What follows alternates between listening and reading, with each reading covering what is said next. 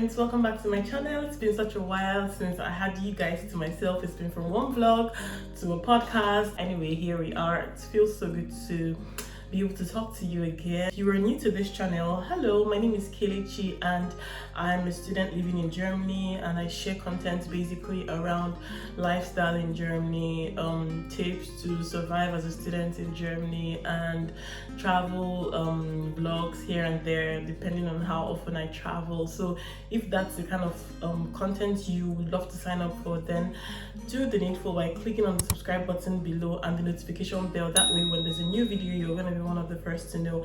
And if you're a returning subscriber, you already know how I feel about you. Thank you so much for riding on this journey with me. Thank you for not giving up on me even when I'm not as consistent as I should be. I mean, life is happening, school and all of that, but however, that's by the way. So while I've been away, I've gotten quite a number of emails from both people who want to come to Germany and people who are already here, just like people who just came, I mean students who just came, asking for stuff regarding how to rent a house in Germany, how to go about renting a house in Germany, the kind of jobs available to them as students and all whatnot. So I'm going to try to answer these questions as elaborately as I can, and I'm going to be doing them one video after another. Okay, so in today's video I just want to talk to you guys about the kind of jobs available to you as a student. As a student, you have lots of opportunities, lots of openings for you. Okay, like you can earn up to 1,000 euros or more as a student in Germany, you get me? So I mean, I'm talking about after taxes. Okay, so as a student you are allowed to have two jobs if you want, so which is one is your main job and the other one is your side job, which is like your Nebentätigkeit auf Deutsch. So now I'm basically going to be dividing these jobs into two categories. Okay, I would like to call them the formal and the informal categories.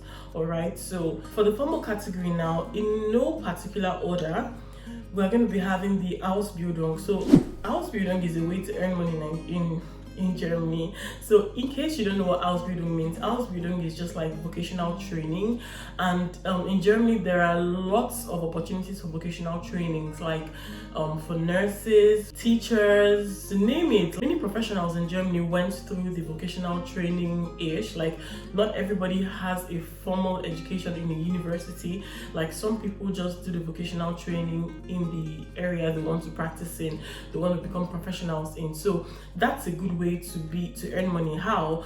While you are working, like while you are studying and working, you are being paid. Take for example, as a nurse, I have a friend who is a nurse, that's why I'm able to say this. Okay, so as a nursing student, she's able to make money while going to school, but she has her practical hours at the hospital. Maybe one of these days I should invite her to this channel so we can actually do a kind of comparison of going to the university and doing an Ausbildung. So maybe we could talk about the advantages and disadvantages, and maybe you can decide, probably if you're considering coming to Germany, you can use that as a deciding as something to inform your decision. Okay, so Ausbildung is one of the ways to make money, but it's in German, so you really have to have a very good command of the German language. You have to be fluent in the German language because you are going to totally be learning and working in the German language. Now the second thing on my list is working as an intern in a company, be this a compulsory internship for your university or a willing, how did you say freiwillig of English? I have to get the English translation and put it on the screen. Oh my goodness, my English is so gone. Okay, but you get the point, right? So it's either compulsory or it's not compulsory. I mean, these are the kind of internships that we have available here in Germany. So by working in a company as an intern, you definitely are going to earn money. Speaking of companies as well, the third option would be for you to work as a working student or a Werkstudent auf Deutsch. So this just means you are a staff of the company but as a working student. So you are undertaking tasks of basically supporting the team in whatever projects they have.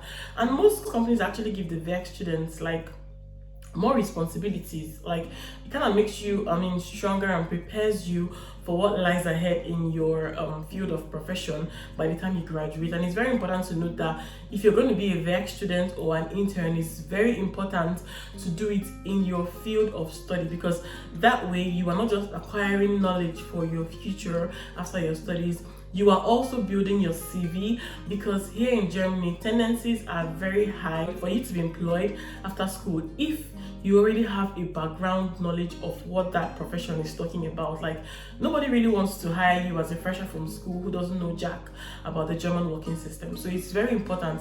I advise everybody who is a student in Germany, as long as you have you are studying in this country, I would advise that you have some sort of formal experience, formal work experience in your field of study while you are still studying. It's going to come in very handy when you graduate, okay? Fourth option also in this category is writing your master thesis in a company. So there are so many companies that are looking for students to carry out certain projects for them. So students could use it for their master thesis subjects, and at the end of the day, they are able to provide solutions or answers to the problems for the company. So you are doing this for the company, you are being paid, and you are also gathering knowledge, gathering experience, and this also comes in very handy when you graduate. So the last one in this category is to work as a wissenschaftliche studentische Hilfskraft.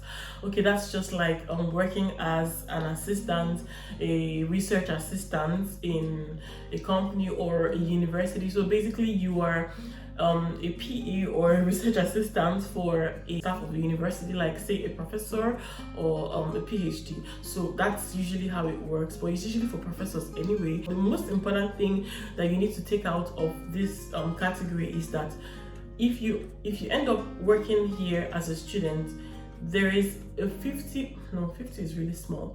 There's a 70% chance of being retained after your studies. Now, moving to the second category, which I would like to term informal, would include jobs ranging from working as a delivery guy. You can work as a delivery guy with companies like DHL, which is the Deutsche Post.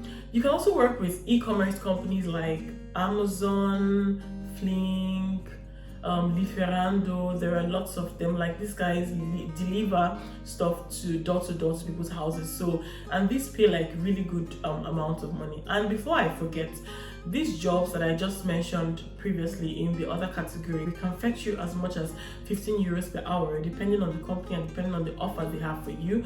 And it could be more, it could be less as well, but the average range is like 15 euros per hour. And in the informal part, the average of the salary here would be like 13 euros per hour or 12 euros per hour. It really depends on the company you're working for or the contract you have with. Now, the second in this category of informal jobs would be like working as a bartender or as a waitress at a bar or at a restaurant. So the good thing about working in this place is that you can get tips once in a while from customers, which is cool, but it wouldn't be so much, you get me, but it's just like an advantage of working in these places. The third in this category would be street performance.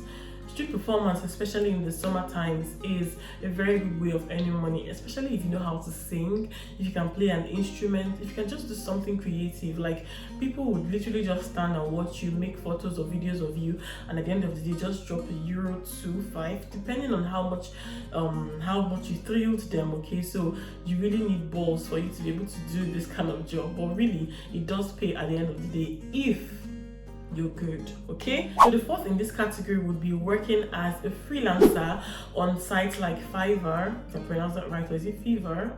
Whatever, but you get the point. Like working as a freelancer for copywriting, web development, stuff like that. Like, this is just for people who have soft skills. Okay, like, the good thing about it, I think this should have even come in the other category. The good thing about it is that you literally get to choose your working hours and you're very flexible, as well as you can bargain your price with whoever it is you're working with. So that's the cool thing about it, and it can be like a side gig for you while you're doing your main thing. Okay, and then the last but not the least in this category would be working as a babysitter or a private grocery shopper, or even working as a cleaner. So this is very possible. The thing is, you really need to, because these are very like close contact kind of jobs, you really need someone to vouch for you, like if it's on a personal level. Otherwise, there are sites like betreut.de and helping.de. so when you go to this site, you are able to find such jobs, and then I think you just get to drop your ID number, your international passport number and all of that, and then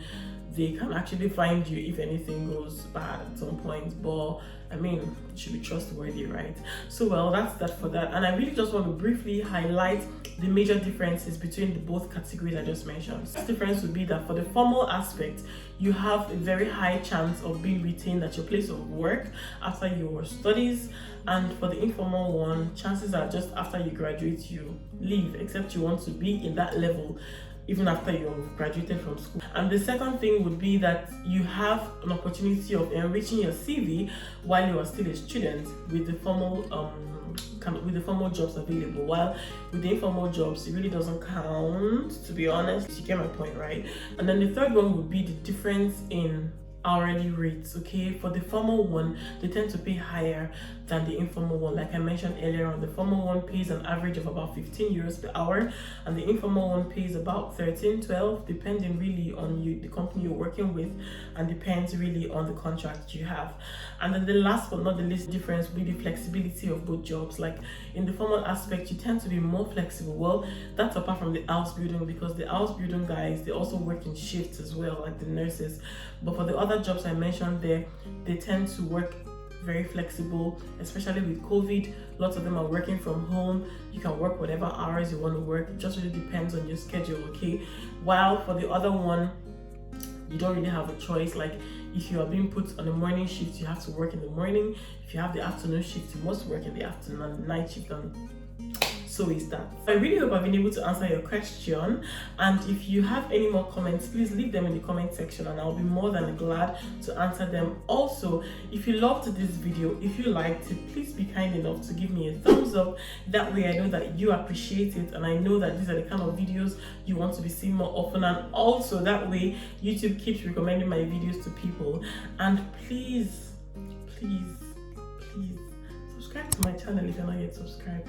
It doesn't cost a dime, it doesn't cost a thing. Just click on that subscribe button and on the notification bell. That way when there's a new video, you'll be one of the first to know. Okay, so thank you so much guys for watching, and I really appreciate your time if you made it this far. So I'm going to be seeing you guys in the next one.